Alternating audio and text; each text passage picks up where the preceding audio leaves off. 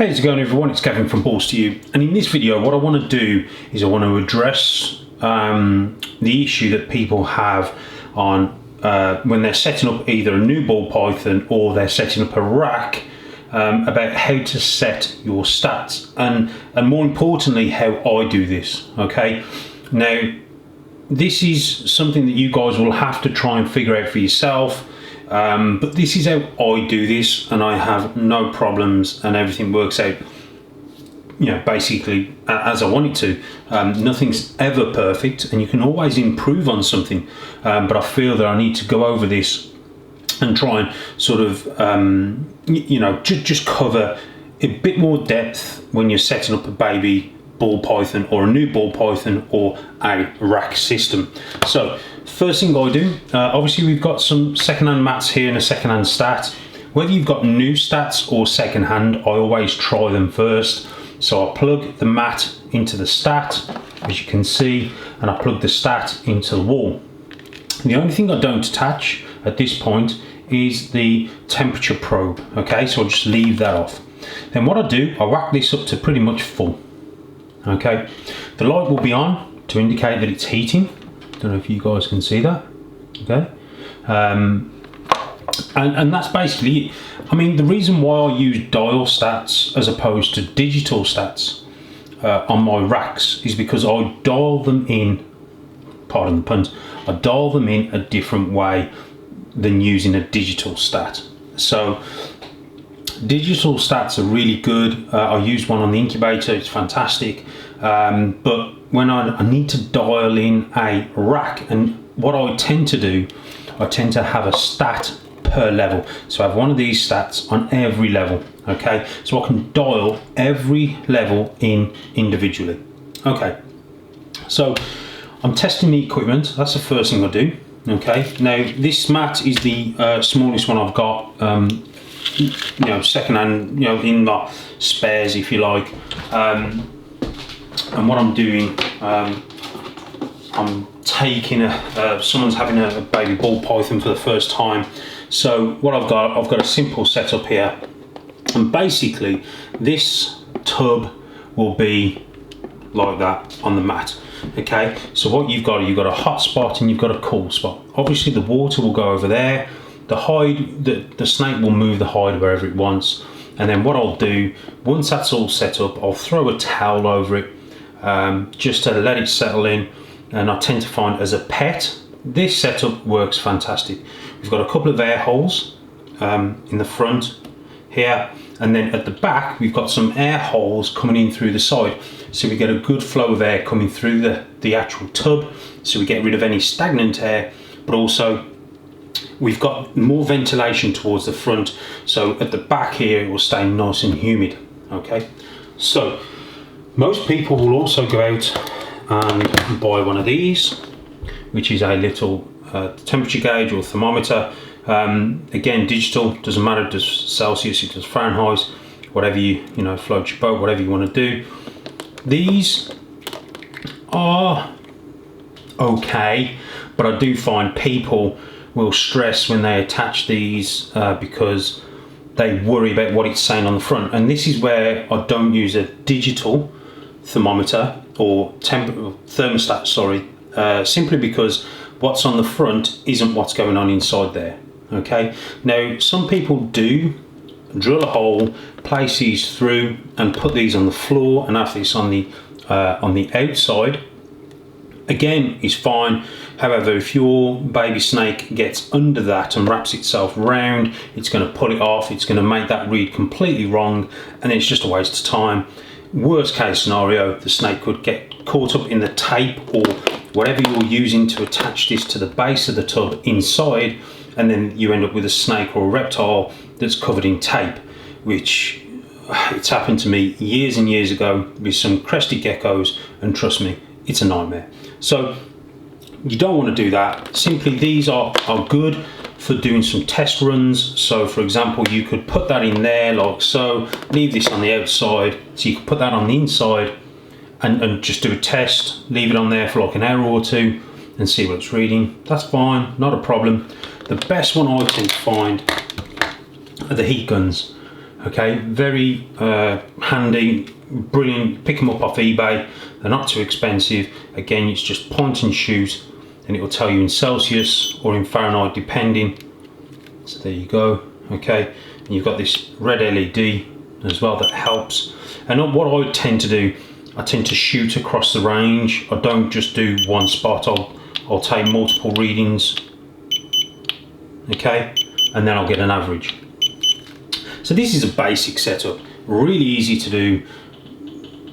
Not, you know, it's not going to cost you the world, and again, nice setup, easy to sort of get yourself started with a little ball python. So let's look at the stat.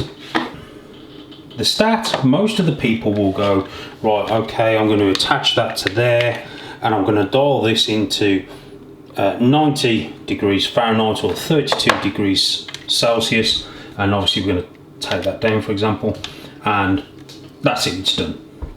And then they wonder why the snake isn't eating, or it's trying to spend too much time on the hot end. That's because you've set that hot spot there at 32 or 90 degrees Fahrenheit. Okay, so 32 Celsius or 90 degrees Fahrenheit. By the time it gets through the tub and through the substrate, whatever it is you're using, whether it be kitchen towel as you can see, or a type of bark or something like that, it's going to be considerably less, sometimes even 10 degrees. So you can actually lose 10 degrees by setting and using the dial or the what it says on the gauge, as opposed to setting what's going on inside there. So let's get rid of this. This isn't really calibrated, and what I mean by that is you could stick this here, or let's just say over there out the way, and this would sort of soar up in temperature. Okay, this would rock it up. I mean, this isn't hot at all to the touch. Let's just shoot it and see what it's reading. There we go, 83.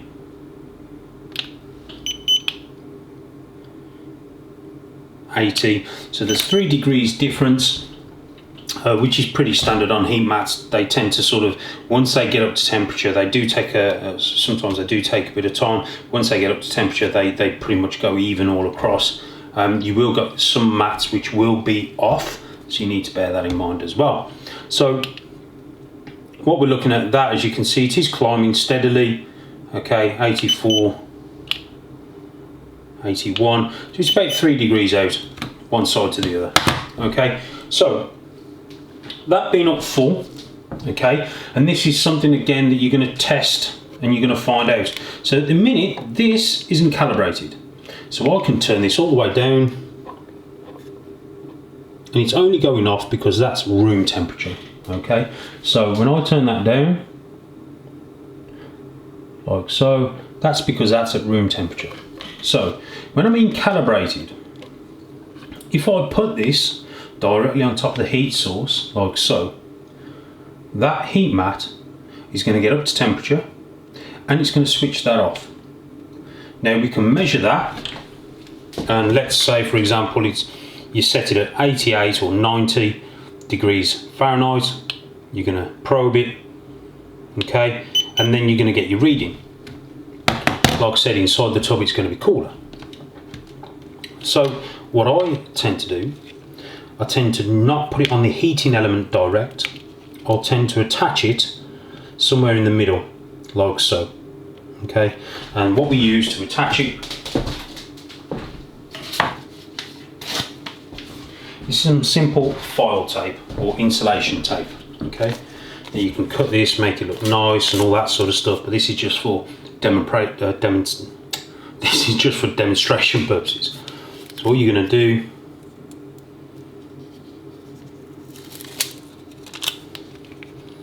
what we're going to do is we're going to attach that to there like so. Now if you look, I haven't covered the probe itself, I've just physically used the tape to hold it in place. So that's going to get up to temperature, and what's going to happen is this may not go off because that mat can't get that probe up to temperature, which is fantastic. So that now gives us more adjustment on here. See? Whereas before it was turning off here, now it's turning off here. So now I've got all this range to turn that mat up. So in other words, it's not going to go up in temperature, because once it reaches its maximum temperature, it's just going to carry on heating. What you are doing is you're basically keeping that mat on for longer, which a lot of people don't quite understand.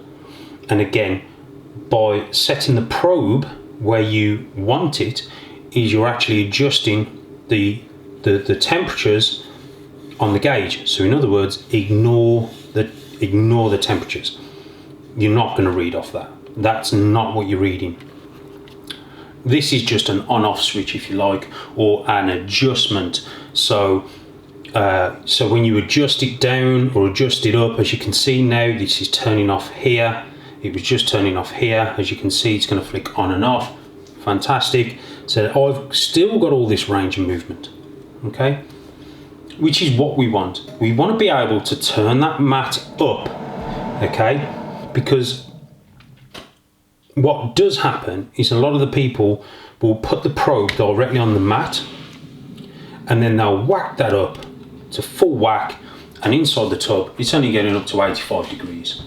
And that's because the mat or the probe is already reading its maximum reading. It can't do no more. So by placing the probe in an area where it's a bit cooler, you're going to have more range. So in other words, you're calibrating this yourself.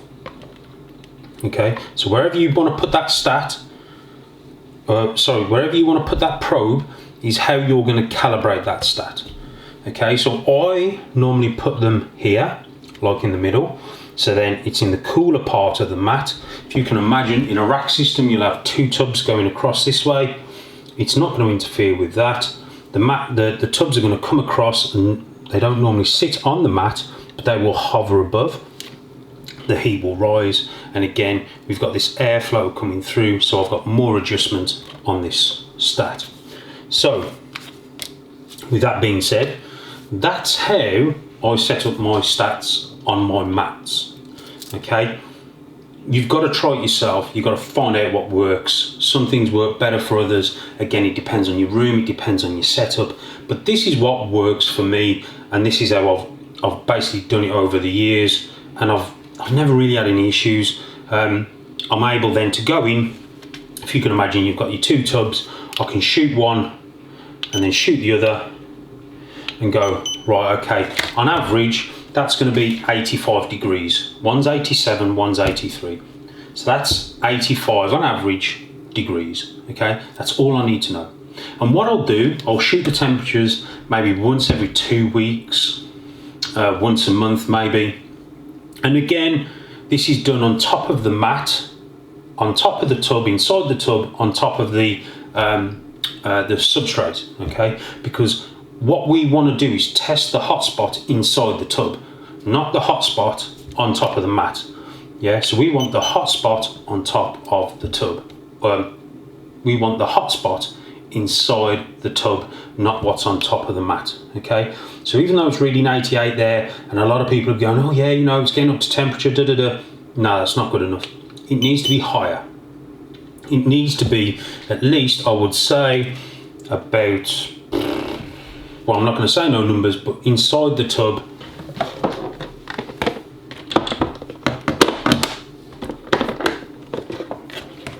in there, on top of there, exactly where the snake would be sitting, needs to be reading 88 to 90 degrees Fahrenheit, or 31 to 32 degrees Celsius, depending on how you want to read it. But as you can see at the minute, that's only 66. Now if I was to read the mat,